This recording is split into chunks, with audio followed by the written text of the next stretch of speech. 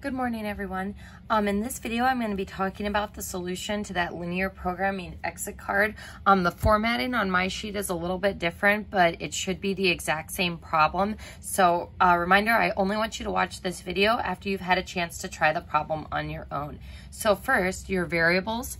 X would be acres of wheat and Y acres of rye. So don't forget to be very specific with the units for your X and Y variables. Your objective function, don't forget your Z equals. So it has to be a function. So don't just have a floating XY expression. Make sure you have Z equals 500X plus 300Y. So remember, if we're trying to maximize profit, $500 profit for every acre of wheat and $300 per every acre of rye. Now the constraints, there's quite a few for this one. So first, X plus Y is less than or equal to 10, and that's because the farmer has 10 acres to plant both wheat and rye. So acres would kind of be our inequality unit for that one.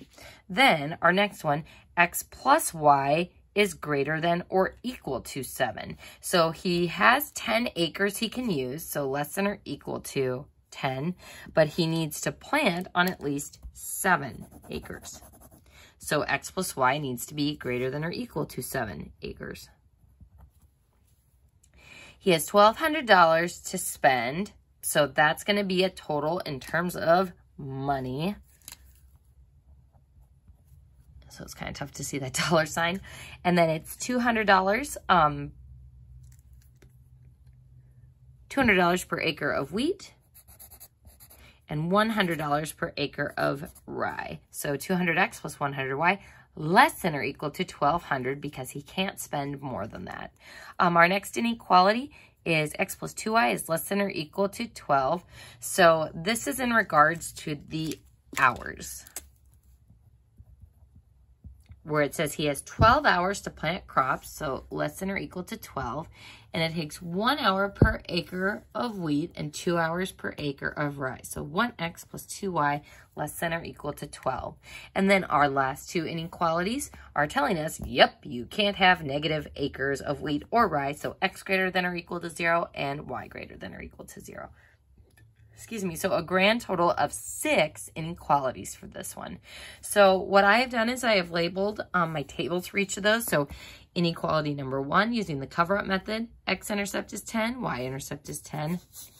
And I just went ahead and went by ones for my scale since they only go slightly off our graph, and we're going to use substitution elimination to find those sketchy vertex points anyway. So there's inequality number 1. Inequality number 2 has x and y intercepts of 7, 0, and 0, 7. So this orange line is inequality number 2, teeth going up. Sorry, that original pink line, teeth going down. And then inequality number 3, using the cover-up method, we'd have 6, 0, and 0, 12. And folks, on this one, if you wanted to, you could divide that entire equation by 100 first, just to make your number smaller, but your x and your y intercepts would be the same. So that third inequality, there's our x-intercept. There's our y-intercept all the way up at 12, and then teeth going down. And then for inequality number 4, 12, 0, 0, 6, there's our fourth inequality. And then inequality number 5 is the vertical line. Inequality number 6 is the horizontal line at 0. So folks, when you go to graph your feasible region, again, look for a jawline and then make sure you're satisfying all of the other inequalities. So if I start with this jawline, we can't actually shade over here because that orange line isn't satisfied. So then I move further this way. Then if I look at, say, this jawline, then we can't cross that because that would go over into this non-green lines area. So that starts to restrict us further and further until finally we're only left with that tiny triangle. Now, as far as I'm concerned, folks, none of those vertices look especially non-sketchy. They're not on the X or Y axis and they're all kind of floating on my grid. And since some of these lines I did have to extend off my grid to draw, I'm not going to trust any of those vertex points. So I'm going to go ahead and solve for each of those. Here's the intersection of line 2 and 4. So this one, which should be 2, 5. Here's the intersection of line 3 and 4.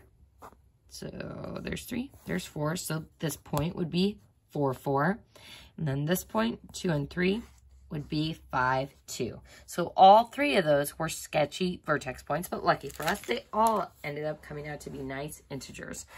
So folks, I will, let's see if I can get all 3 of those in one viewing window. Pretty close there. I will put all of these on here so you can pause the video and maybe check your solve work there, making sure that you have found all of those intersection points. While you are checking your work there, I'll just go ahead and talk through the rest of the solution. So your vertices are at 2, 5, 4, 4, and 5, 2.